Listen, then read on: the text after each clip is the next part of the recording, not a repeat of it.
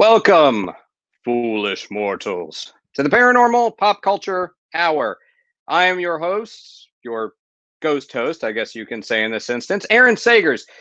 And I am a journalist who writes a lot about entertainment and about the paranormal and all manner of unexplained. And I am currently appearing on Travel Channel's Paranormal Caught on Camera.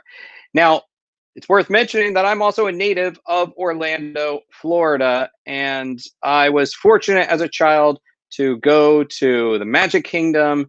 And as a kid that was falling in love with the unexplained and paranormal, I was also madly in love with the Haunted Mansion attraction.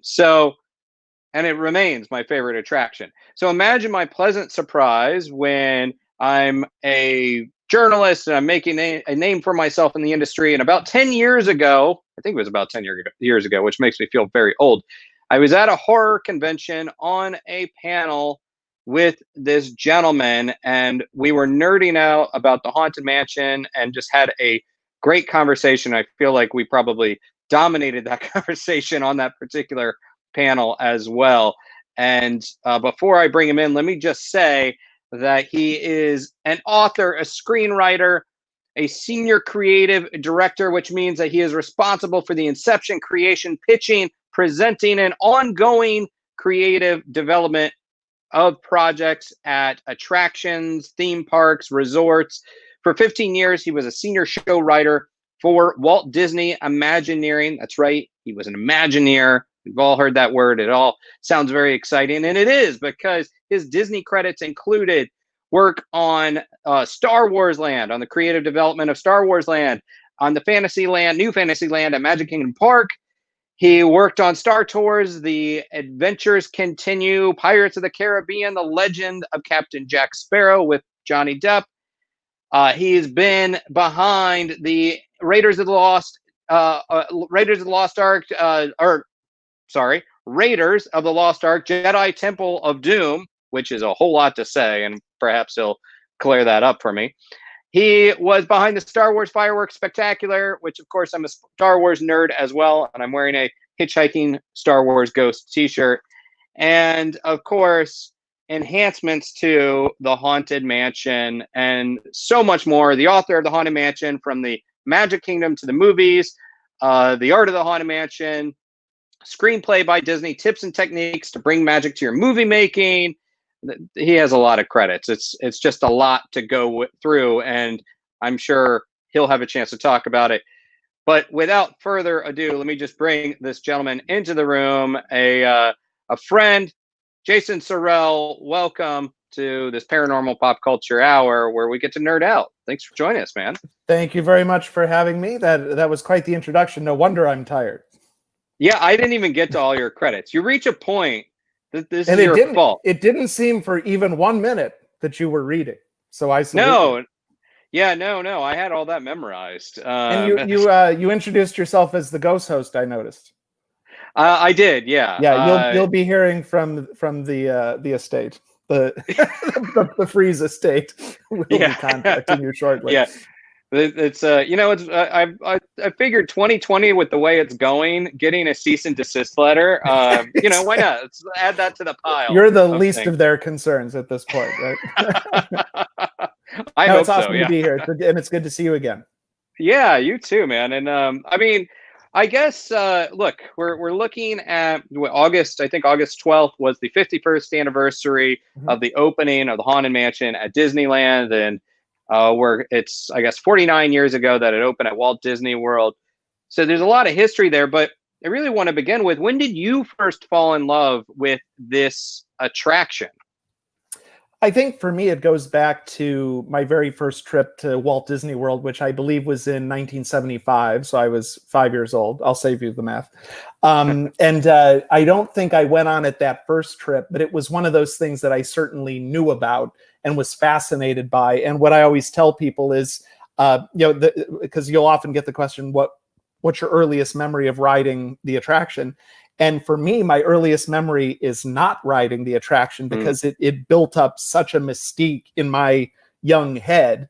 And I think it might have been the second or third visit before I even got to experience the attraction. So, and obviously I loved it. I fell in love from the first ride. But what looms larger in my imagination is that buildup of not riding it, and then I really got to build up some anticipation and some fear, by the time that I finally did get to experience it. And now, of course, I'm seeing it all over again through the eyes of my son in particular, who just recently turned 6, and he's just a diehard fan. And it's just kind of amazing now to see it from that perspective, through that filter, because you get to kind of live it all over again.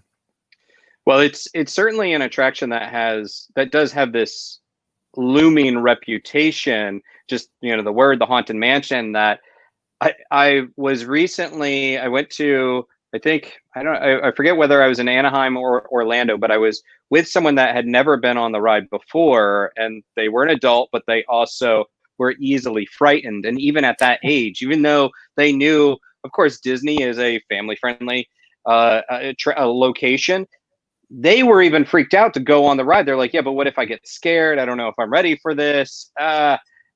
And so that reputation looms large. Is that something that you've heard from other people, that even as adults, if they haven't done it, it kind of freaks them out a little bit? Yeah, because at the end of the day, you don't really know what to expect. And for me, it's kind of funny because it goes back to that early debate at Imagineering. Walt had passed away in 1966 when the attraction was in the thick of development. I mean, you can even, when you watch episodes of the old Sunday night show, he's taking one of the ambassadors, through WED, and Mark Davis demonstrates the stretch portraits, and you see a model of the mansion. So, Walt had a lot of Pirates of the Caribbean is more popularly known as the last attraction personally supervised by Walt Disney. And that is true. But the more I delved into it, when I was writing the book, I realized that there is an awful lot of Walt Disney in the Haunted Mansion. And he was very well aware of a lot of that attraction. But leaving us when he did, it did trigger a debate, to your point, about whether it should be a little bit funnier or should it be more scary. And very famously, Mark Davis, the animation legend, one of the 9 old men, and one of the legends of Imagineering, he felt that, to your point, well, people are already going to be nervous coming in. It's called the Haunted Mansion. They're already going to be on edge. We don't really want to push them over that edge. And then Claude Coates, on the other hand, who was sort of a legendary layout artist and responsible for a lot of the great environments in Disney attractions, he had the opposite approach. He said, it's called the Haunted Mansion. People are going to expect to be scared.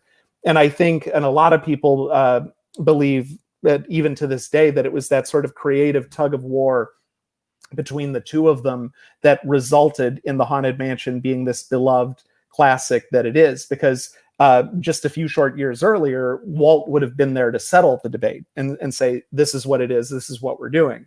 But because there was that a little bit of chaos in the air throughout the company because of his passing, in this case, I think the chaos and the tug of war actually worked to the benefit of the attraction. Yeah.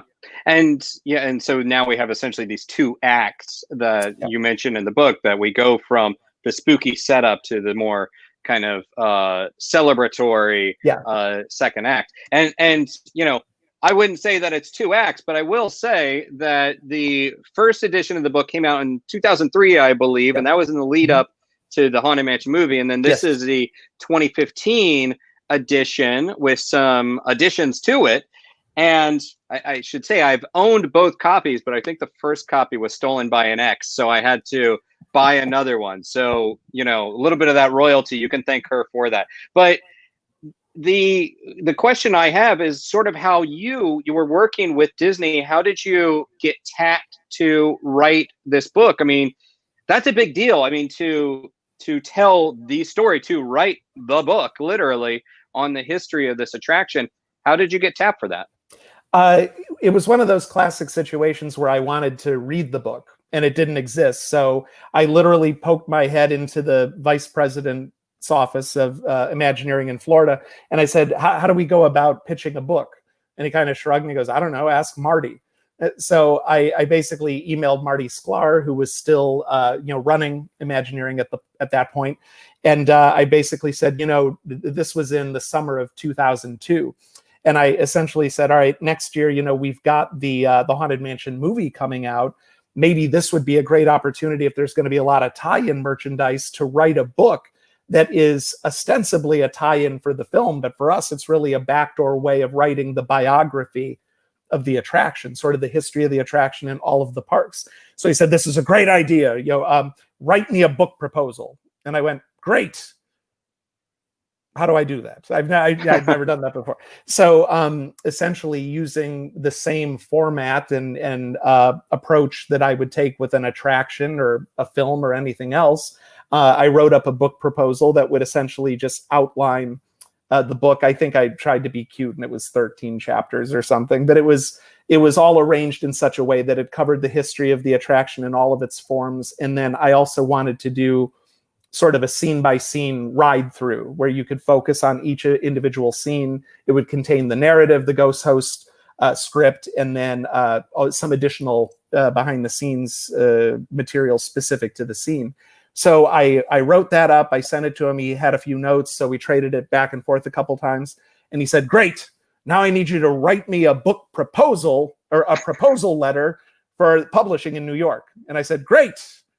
How do I do that? I've never done that before. So same technique. I basically took what I would do in a pitch for a ride or an attraction or any other concept, and put it in written form. And that was my proposal. So I sent that to Marty, had a couple of tweaks. And then the next thing I knew, he said, okay, I've sent the whole thing off to Wendy Lefcon at Disney Editions in New York. And I'm like, oh, okay. This was like a week or two at most.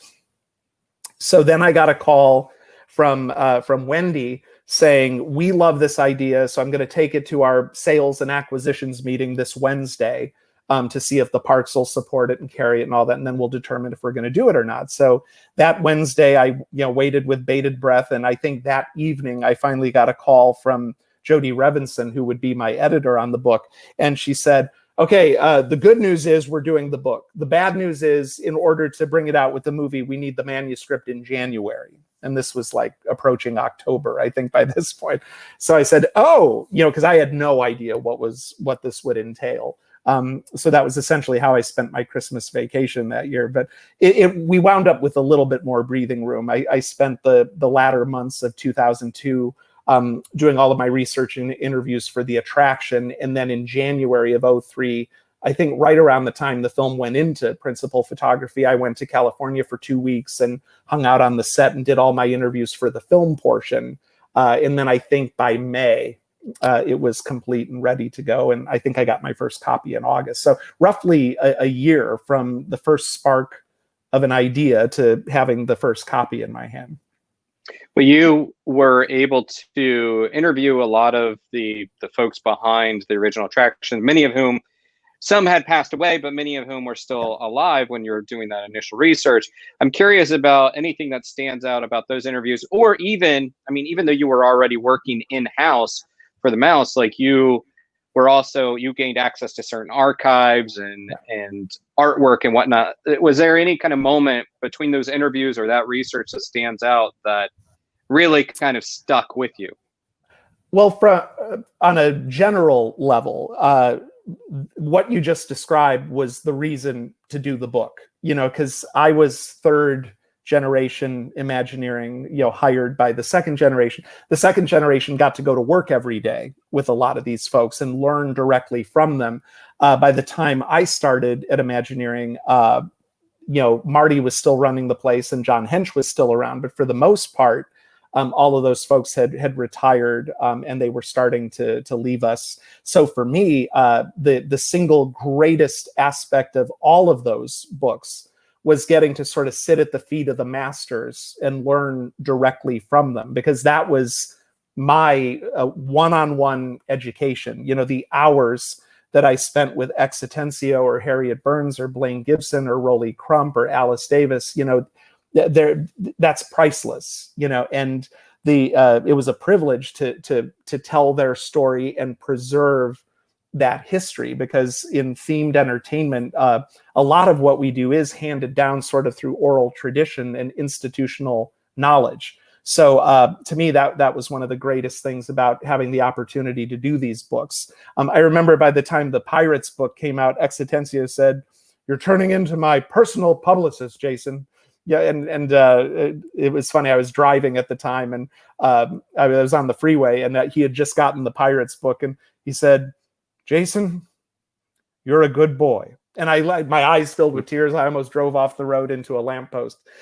So I think that really is my single fondest memory is sitting with X in particular, especially because he's a writer and I'm a writer.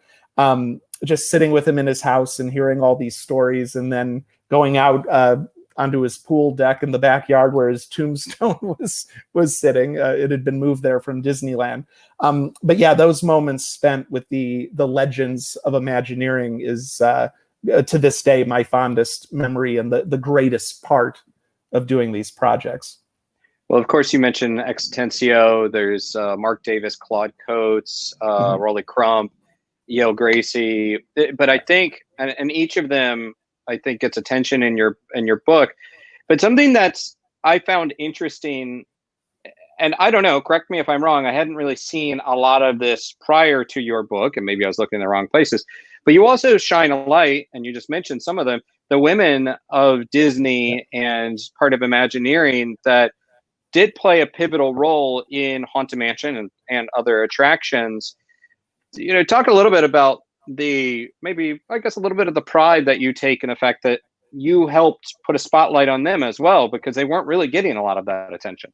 No, and I feel like, not that this book started that, because there had been the excellent coffee table book on Imagineering that had come out in '96, and Imagineering had been getting more attention in general, because prior to that they were very much behind the curtain. Although having said that, Walt was always putting them out on the Sunday night show, so it's not necessarily a new thing. But Harriet Burns in particular was just. She became a really dear friend, and to be able to showcase her, and especially because she's female in what can even today be typically a male-dominated industry, it was wonderful to get to turn a spotlight on her, because she's literally, and I call her this in the book, but she's quite literally the first lady of Imagineering, one of the founding members of the model shop, and just one of the single most delightful people I've ever met in my life. I'll never forget rolling up to her house in Santa Barbara or Montecito. It was like 10 in the morning, and she opens the door just dressed to the nines, fully made up, hair done, the scarf. And I'm like, it's 10. This woman looks better now than I'm going to look all day. It's just so classy, so sweet. And then, of course, Alice Davis, who did the costumes for Pirates and for Small World. She was an absolute delight. And then Leota Toombs, of course, who I obviously didn't get to meet, but I spent a lot of time with her daughter. And it has been great to focus on all of them. But Alice and Harriet and all of those ladies of Imagineering were pivotal, and now Imagineering has a number of very strong women in leadership roles, which is fantastic. But they have a great tradition, going back to the beginning with Harriet and Alice and Leota and Mary Blair, and the list goes on. Yeah, and Leota Toombs. First off, I never quite get over the fact that you couldn't come up with a better name for a character associated with the Haunted Mansion. But it's correct that Leota's daughter ended up being the face of Madame Leota for the Haunted Mansion Holiday at Disneyland. Yep. Is that correct? Yeah, for Haunted Mansion Holiday. Yeah, because she's the resident art director out there at Disneyland, and it was funny because she would tell me the story. She told me a story one time. I guess Leota, her mom was running her lines the night Kim had her senior prom or some kind of school dance. And I guess her date came to the house to pick her up and was just like watching Leota like running her lines for the Haunted Mansion, recording the next day. And she's like, "What's up with your mom?" And she's like, "Oh, she's working." It was really funny because you can imagine going to somebody's house and, those incantations, being practiced just alone in the living room. It's probably... Well, yeah, it's like you're seeing literally behind the scenes, I guess. Exactly. And let me remind everybody out there, if you have any questions, you're tuned in right now, please throw your questions out for Jason. But, there was this long gestation period for the Haunted Mansion between 61 and then 69 when it actually opened. Or I guess 61 is when the handbills started being distributed, correct? And then there was still up until 69 when they were actually when it opened. You document the entire history in your book, but during that period between the handbills being distributed and the actual opening, did you get a sense that there was hype building, or did that hype become almost frustration amongst the public? I mean, I know there's a lot behind the scenes, but was it hype or frustration amongst the fans? I think it was both, because the house was built in 63, and that's when the sign went up out front. The attraction had actually been in development since 57, when Ken Anderson started developing concepts for the walkthrough version. And then, of course, there's that Addams Family-ish House on a Hill from, like, I think a 1951 piece of art. So it goes back from, it's a Harper Goff piece.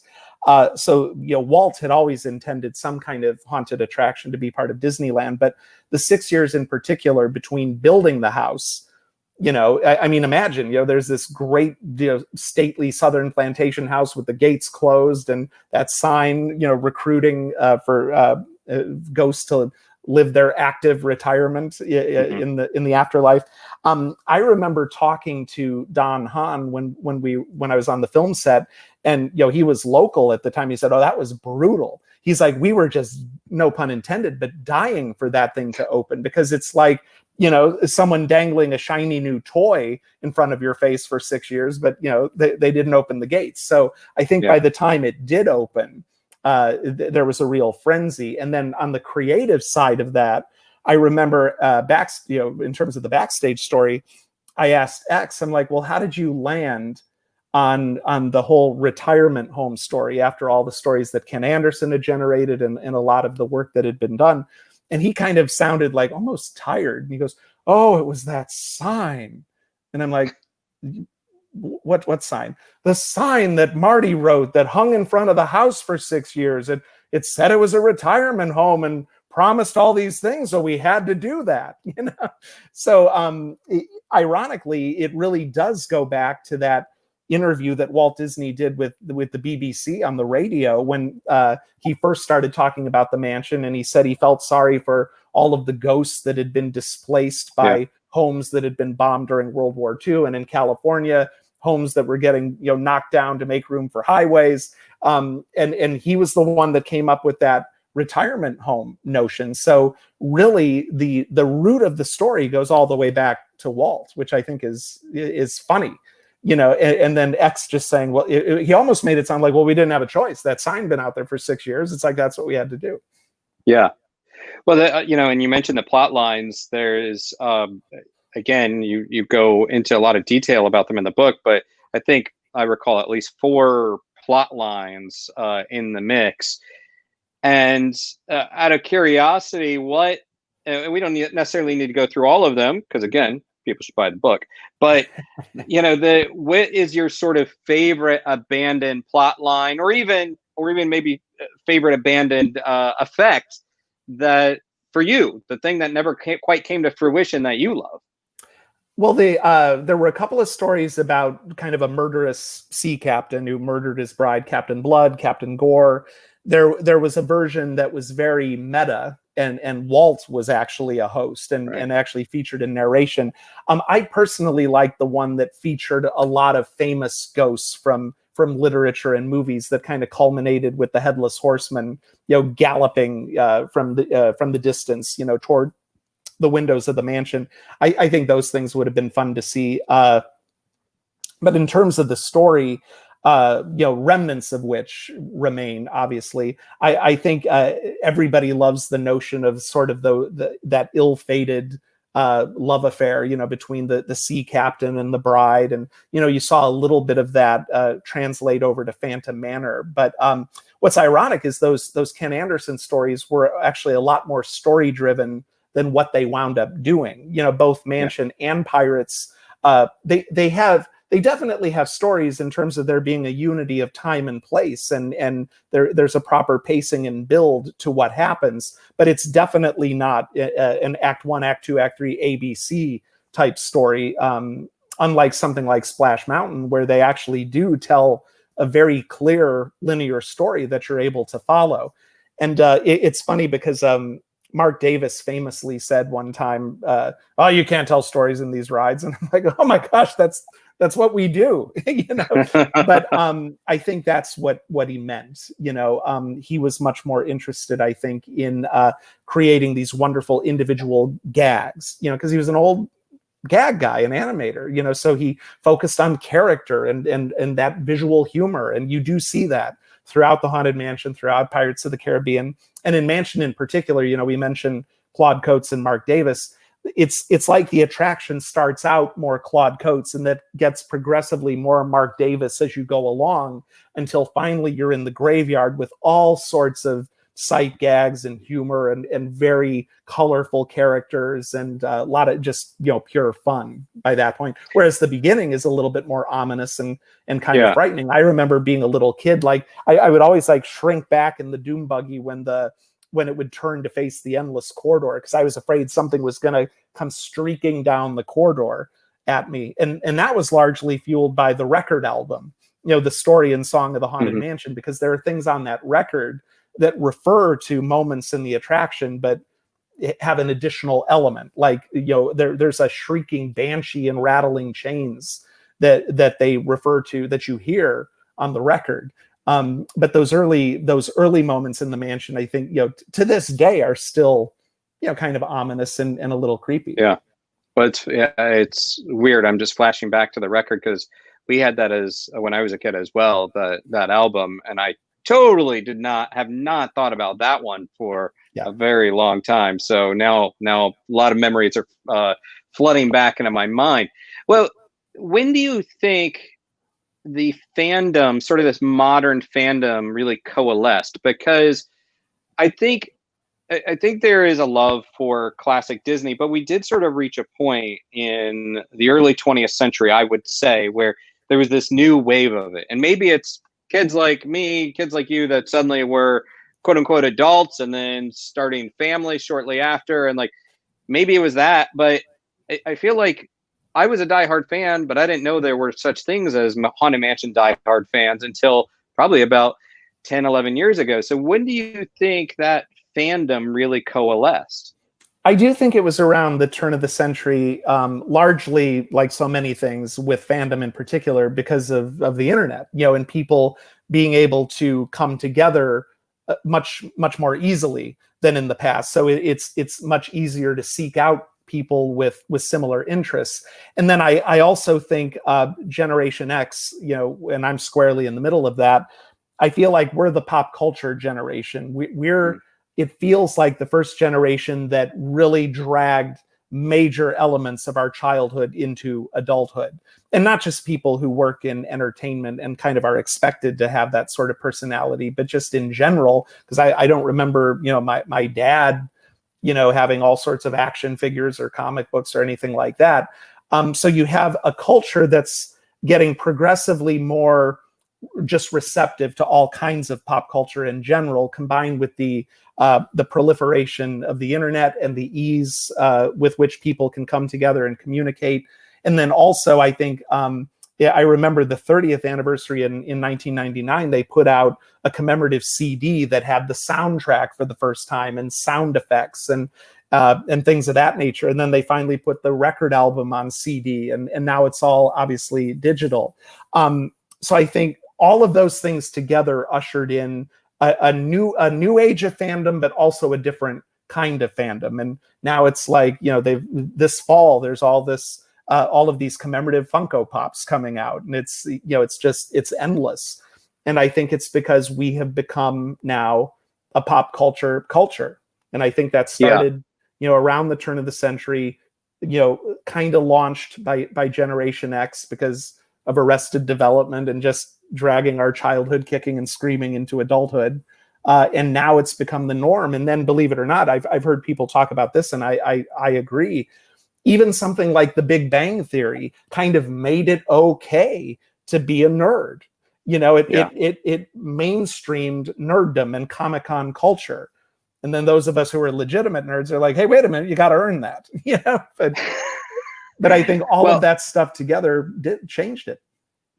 You know, and it's funny you mentioned the Gen X generation. I'm sort of just a couple years after you, but one of the things that defined the Gen X generation as well is the merchandising. You know, we had He-Man and the G.I. Joe Real American Hero animated series, and with that came toy lines and tie-ins. Of course, Star Wars, little movie, kind of indie production, contributed to that. And I'm literally sitting here with a Hitchhiking Ghost tiki mug, and I've got some other things around.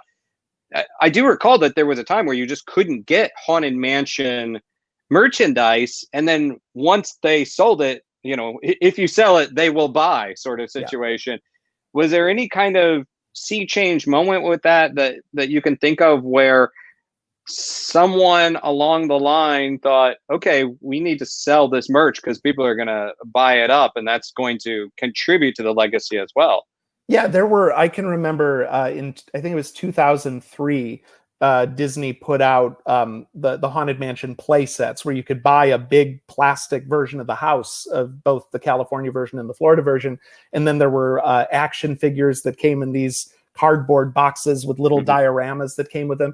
And that was largely because I know you had some folks in Imagineering, you know, trying to reach out to partners in merchandise saying, hey, you know, we think there's a market for this sort of thing. And then I happen to know for sure at the merchandise group in Florida, there were fans around that time working for the company. So again, it was not exclusively, but I think in part Gen Xers who are like, oh, well, I'm in a position now where I can kind of help determine what we make and what we sell. And I think there's a market for this. And what was demonstrated was that there is absolutely a market for attraction-specific merchandise and cool things and high-end collectibles. You know, not just, you know, I went to Disney World and all I got was this lousy T-shirt. You know, it goes so far beyond that now, from, you know, the tiniest little PVC figurine to a high-end collectible. Yeah, I would definitely say that, you know, Gen X is the collector culture. You know, so I would like to take a little bit of credit for that. And we keep divorce lawyers in business, which is nice. That's right. I'm convinced Funko is in some kind of league with like a league of divorce lawyers. They cause more trouble in otherwise happy unions than anything else in this country right now. Funko, Jason, you're a menace. If it's one thing we don't need in 2020, it's more conspiracy theories. Was there, and I'll get to the some of the submitted questions in a moment, but was there a time in your research, or even just, you know, anecdotally looking back as the author of this book, was there a time when the Haunted Mansion was sort of viewed as past its prime, when maybe even its existence was potentially threatened in an industry where sometimes newer is better and fresh is good? Exact opposite. The Haunted Mansion to this day, along with Pirates and a handful of others, is completely timeless. And it has never gone out of style, never fallen out of favor. People ride through it now and still can't figure out how half of the tricks are done, as Kurt Russell said in the TV show. And it's just absolutely timeless. And, you know, I mean, my son cannot get enough of it. And it doesn't need to have state-of-the-art technology. I mean, it's turn of the 20th century stage magic. You know, and people are still going, oh, it's lasers or holograms or something. You know, so I mean, you want to talk about something that has stood the test of time with very little change to it. I mean, there have been certain enhancements and things like that, like Leota's head floats now and things like that. But you notice none of it's reinventing the wheel. It's just gently enhancing what's there, which is an absolute testament to the original creation and those first generation Imagineers. Well, and that's one of the questions that we have is sort of those slight enhancements.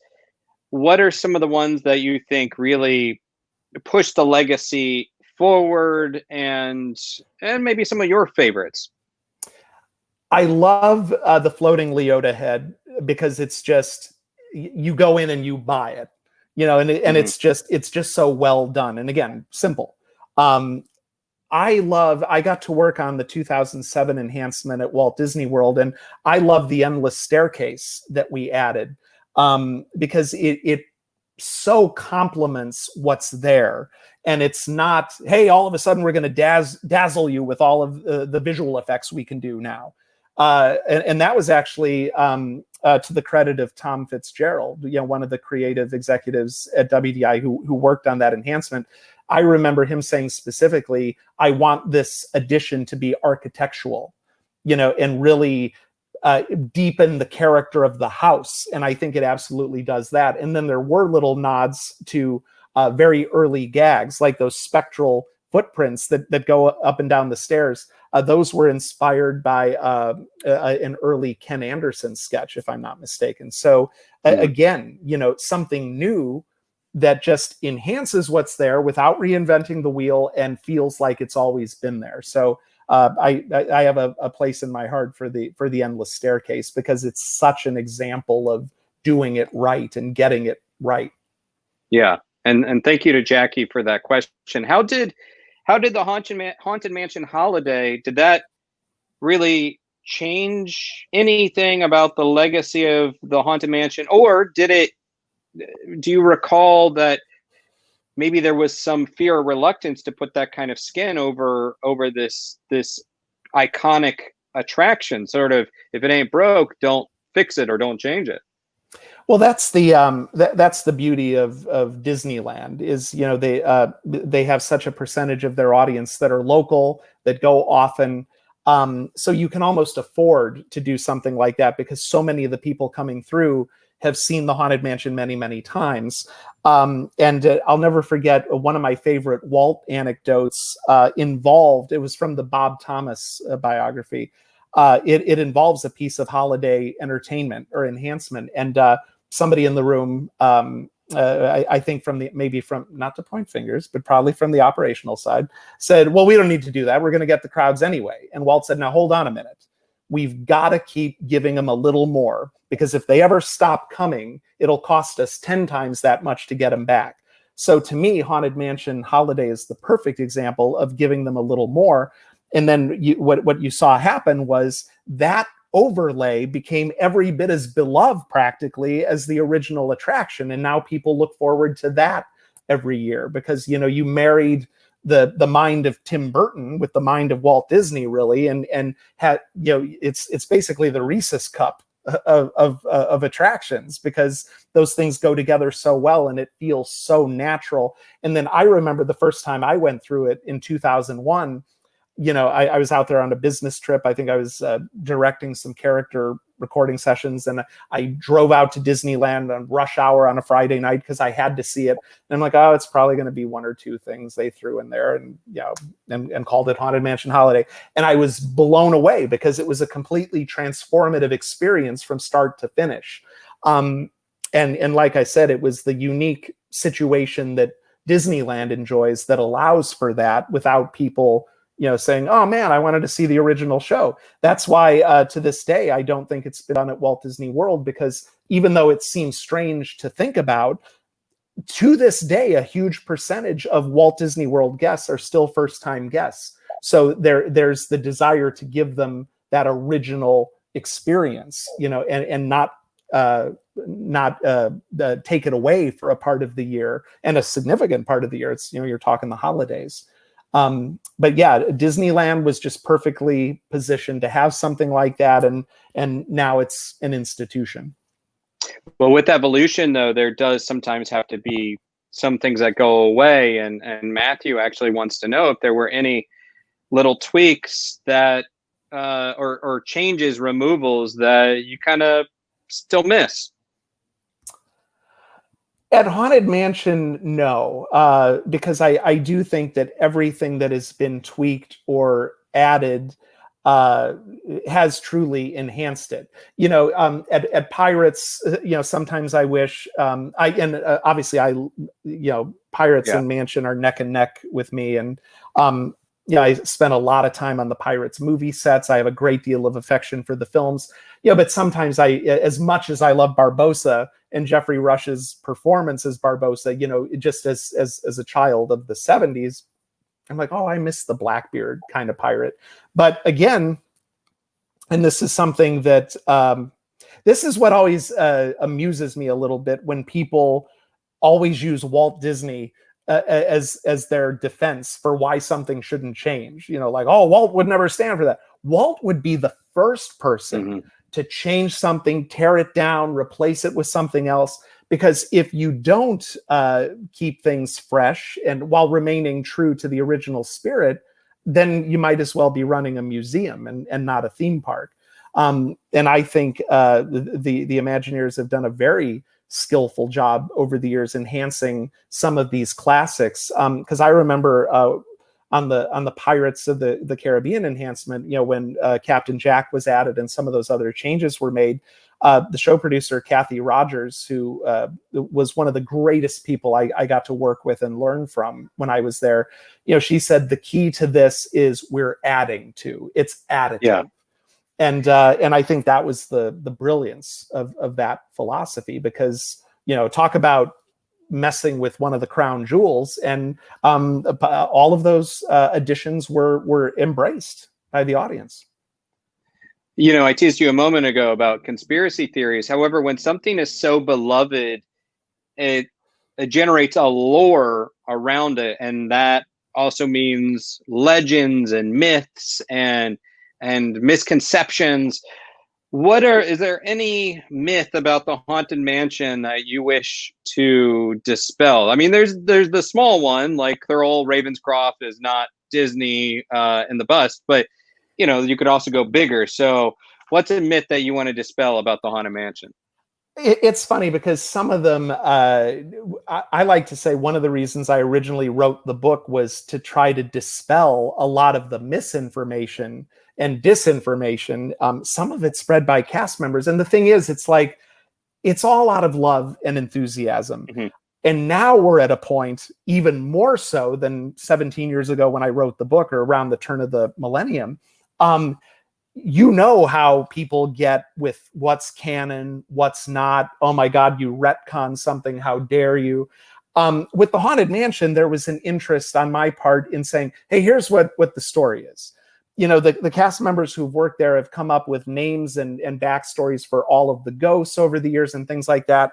Ironically, Ezra, Phineas, and Gus for the Hitchhikers, those are not official names. They never had official names. That was cast member generated, and it kind of became canon.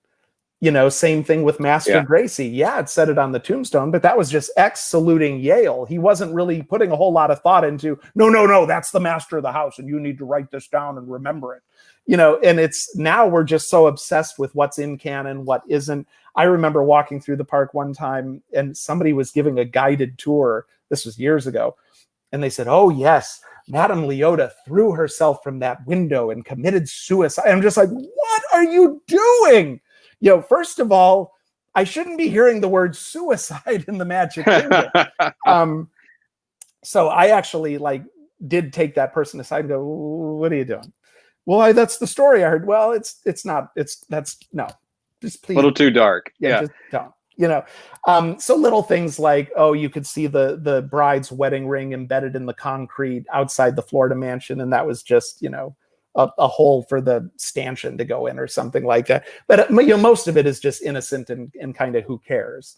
But when we start getting into double homicide and suicide, it's kind of like that's a little much. That's the line. I think Walt would have said, the line's here. That was my Walt, I guess. It was a good Walt. It was a little Jimmy Stewart for me, but yeah. Well, what you we know, have honestly, here, Julie. are you available for like birthday I am. parties? I'll need to Yeah. get my piece on, but we call it the Blue Bayou Lagoon. Now, Hired. Julie, let's step over here. It was between a Walt Disney impersonator or like Spider-Man for a birthday party. Exactly. But but Who's the guy in the sport jacket in the Smoke Tree Ranch tie? yeah, speaking of Spider-Man, definitely this obsession with canon would never extend to Star Wars fans or Marvel No, fans no, or comic they're book fans. Yeah. all really Yeah. gracious and accommodating and Yeah. accepting. Well, but the thing is that the lore is sort of going to get either an update or additions because look, we had the 2003 Eddie Murphy movie, Mhm. and then for a long time Guillermo del Toro was attached to a movie, and that I think that was like in 2010 that he was supposed to do Yeah. that. And that kind of went away. And now Katie Dippold, who wrote for Parks and Rec and the 2016 Ghostbusters reboot, she's working on a new Haunted Mansion movie. Yeah. So what are some of the things that you would like to see included in a new film adaptation, and also, what kind of scariness versus comedic elements do you think need to be balanced? Well, I mean, the fact that Katie Dippold is doing it kind of tips the hand that it's probably going to be lighter, which is fine.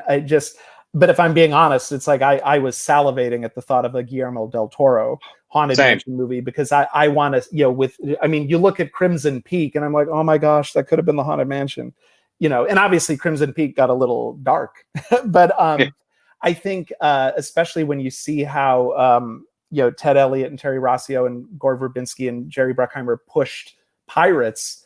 I would love to see that with Mansion. Just give it a little push. Give us the gothic horror with the lightness. But I think the Haunted Mansion can accommodate a slightly heavier story. Because even the 2003 film had that. I mean, if you look past Eddie Murphy and Jennifer Tilly, there was some dark stuff going on there with what happened to the bride, and the master of the house. It's so I think the Mansion could accommodate that.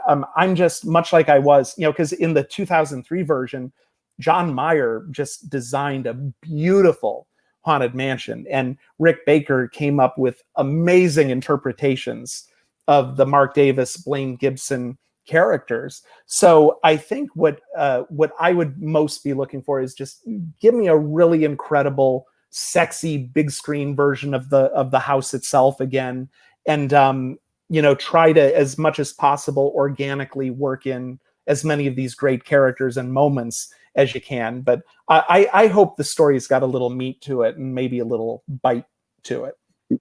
Yeah. I mean, and I think we've seen in recent years, you really can balance those things. I mean, it's also, look, Ghostbusters did it in '84 where it's comedy and scary, so certainly we can strike that tone. So, I can't have this conversation with you without getting into the topic of paranormal. Obviously I work a lot in that world, and I don't know if you're aware that there is a huge following of the Haunted Mansion in the ghosty community. I mean, I would imagine, thinking of like Grant Wilson from Ghost Hunters, Amy Bruni from Kindred Spirits, Dustin Perry, and myself, so there's a lot of stories about supposed actual hauntings at the Haunted Mansion, but anything that that you're a little bit more intrigued by, or you think might have a little bit of credence to it. And again, cast members a lot of time feed into that that lore as well. But take it away. I've certainly never experienced anything in there myself, and I have experienced a lot of things. So it's like I'm open to that. And I've heard the story of George. I think one of them's named George, and I've heard all of the stories. But I don't know. It's like it is scary when you're in there by yourself. Because I've had a couple of moments where I've been in there for work and for whatever reason, and it's usually just going from point A to point B. But the show was running, and it's still fairly dark. And it's like, it's like I wouldn't want to spend the night in here by any means. But I don't have any additional insight into true hauntings regarding the mansion. I've had a number of other experiences, like on the Queen Mary and at the Stanley Hotel and things like that. So I do know what to look for or feel for. Yeah. Well, that's a whole other conversation. I've been to both those locations a few times, and yeah, it's some interesting stuff. But and I really think that where that comes from is people have such love and attachment for the Haunted Mansion attractions, so it's kind of natural that that lore builds out of it. Now, from a paranormal theory, you could even argue that with so much attention and intention, who knows? Maybe there could be essentially a ghost that's been created there in theory, not making any claims, but in theory. Now, I mean, you mentioned going through the ride. When you walk through with the lights on, or even when you've just walked through and you get a chance as an Imagineer in the past to really soak up the details, are there any details or any little things that you feel like no one ever notices that you have such love for? Right now, I mean, the wallpaper is of the Zoom call is also the wallpaper of the attraction, and I felt like for a long time nobody was really, giving that the love that it deserved, and now of course it does. But any little favorite details of yours? It's interesting because I think one of the hallmarks of a classic Disney attraction is the abundance of details, and that was very much by design. John Hench would talk about it. A lot of the original Imagineers would talk about how part of the job really was to just fill these things with richness and detail that would keep people coming back. And it hit me when I was doing the research for these books, because obviously I'd been on the attractions any number of times, but riding them specifically for the books, I would see things literally decades after my first visit that were brand new to me. I don't recall what they are specifically at the moment, but I remember going, oh my gosh, how did I not notice that? Whether it's, a piece of propping in the attic, or, you mentioned the intricate design of the wallpaper, which is now on shirts and designer handbags and things of that nature.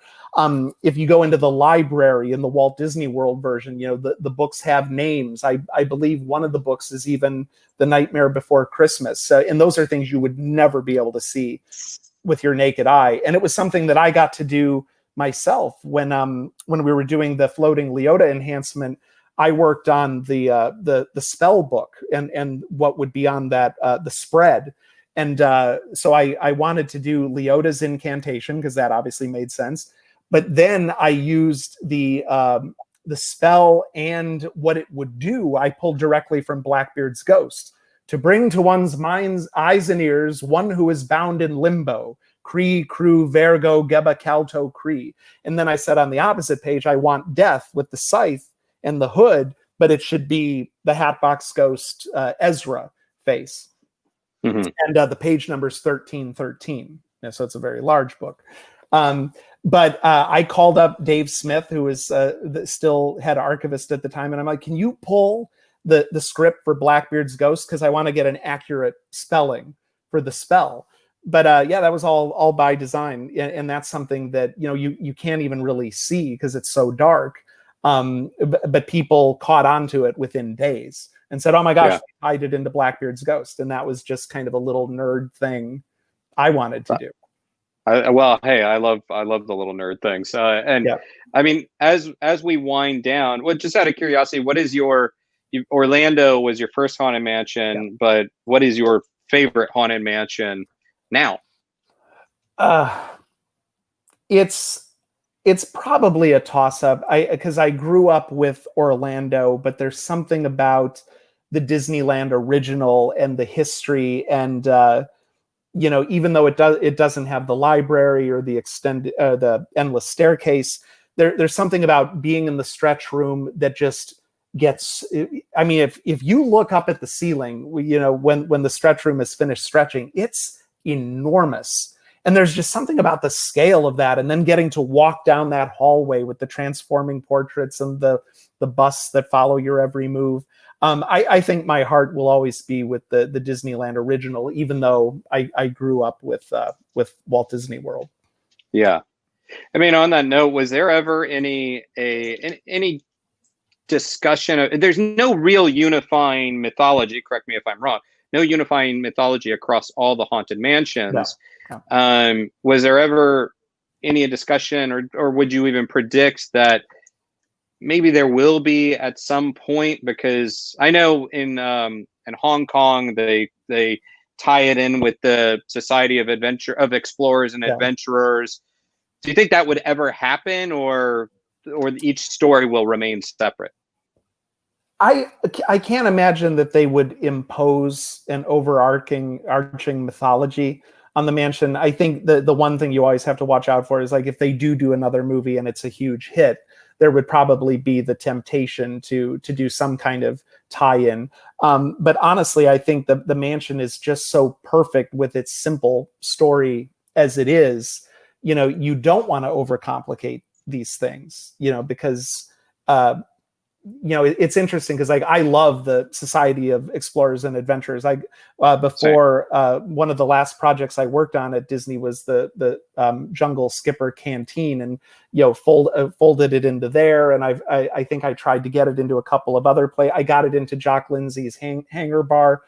So I love the connective tissue and all of these little backstories, but I don't think you would ever see any kind of concentrated effort to unify them. Certainly not trying to tie all the attractions together. I think the most you would see is if there was a reason to make an addition or an enhancement that tied in a piece of the new film or something like that. But yeah, you said it earlier. It's like, if it ain't broke, don't fix it. And the Haunted Mansion, I think, is beautiful in its simplicity. And it's not ironic, but fitting that simplicity goes back to that radio interview with Walt Disney, saying this is what it is, and that is what it is. I didn't know you had done so much on the creative side with the SEA, the Society of Explorers and Adventurers. I love it. I love that concept. Yeah. I love seeing it whenever it pops up.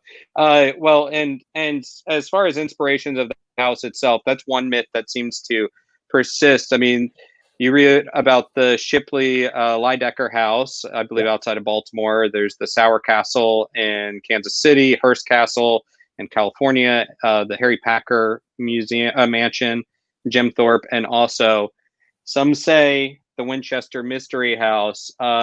Is any of that think should be removed from the lore, the inspirations for the Haunted Mansion? There has been some misinformation, and then here's the thing: it's like none of us is perfect, and the original book had some mistakes in it because I bought into a lot of what had been said, even internally within the company, like, oh, the Disneyland Mansion is based on Evergreen House, and I think that was one of the houses they looked at. But then, literally shortly after the book was published, someone at Imagineering found in the research library an old book, I think from the 50s, that was on Victorian architecture and decoration and ornamentation. And in that book was a picture of the Shipley Lydecker house. And it's like, oh, that's it. That's what Ken Anderson saw. That's what he drew. So it's kind of hard to miss that is the direct inspiration for the Disneyland Mansion.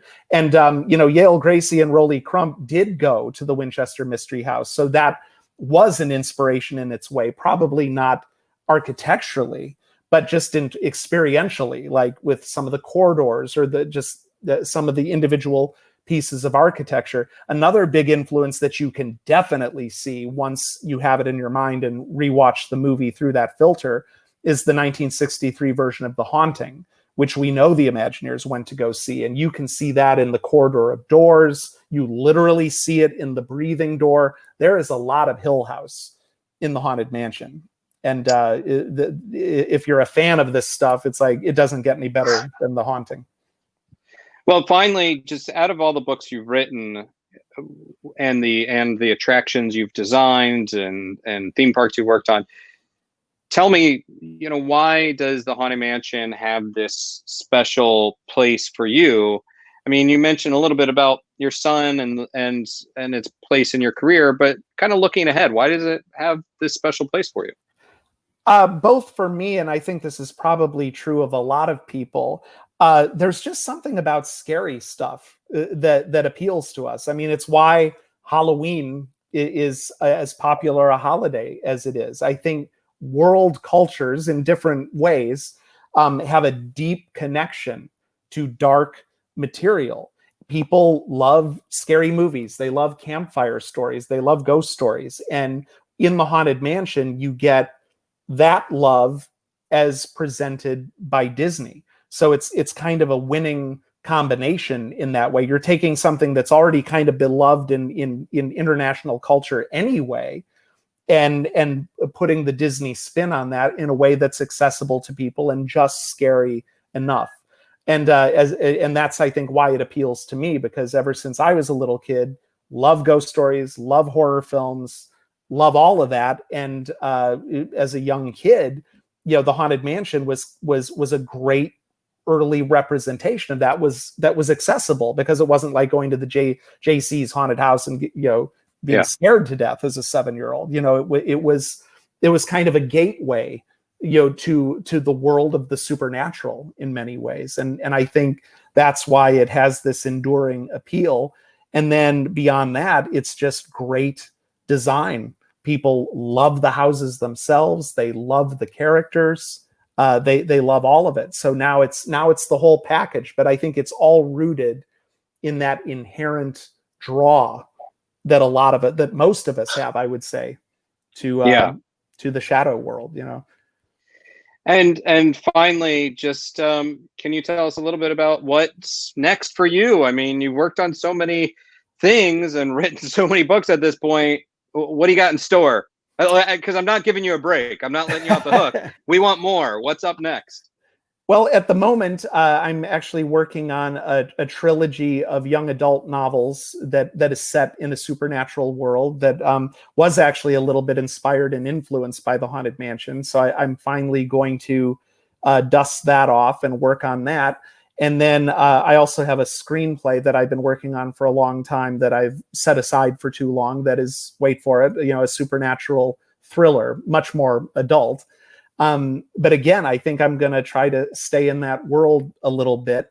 And I've got some other book projects that I'm contemplating. And then I'm also going to obviously continue to do theme park design work, either in the writing realm or creative direction. But I'm actually really excited about some things that are in the hopper that are in the works, because the next couple of years, I think, could be really exciting. Well, I'm going to let you go, sir, but the book is The Haunted Mansion, Imagineering, a Disney classic, and there's also a whole lot of books by Jason. And Jason Surrell, thank you so much for joining me. Thank you for having me. And I know we just officially wrapped with summer, but I'm going to go ahead and get the first happy Halloween in for you. Thanks. I hope you get a chance to dress up as something spooky. Is summer over? I don't know. Time has no meaning anymore. I have no idea. Yeah, that's true. Yeah. All right. No, Jason, but happy Halloween to you. It's never too early. All right, guys. Well, thank you for joining. That was excellent. Jason Surrell, again, pick up this book. Like I said, I've had 2 copies of it, and I'm holding on to this one. And, this really just speaks to the love of attractions, of spooky stuff. And of course, as we head into Halloween, we're going to be doing this every Wednesday, 5 p.m. I'm going to be talking to another special guest, much like Jason. So excited that he was the first one for the Halloween season. And let me know if you have any suggestions on who I should bring on. You can reach out to me at Aaron Sagers on Instagram, Twitter, Facebook, all over the social media landscape. And you guys are awesome. So thanks for joining. And I will catch you next week for another Paranormal Pop Culture Hour. Stay spooky.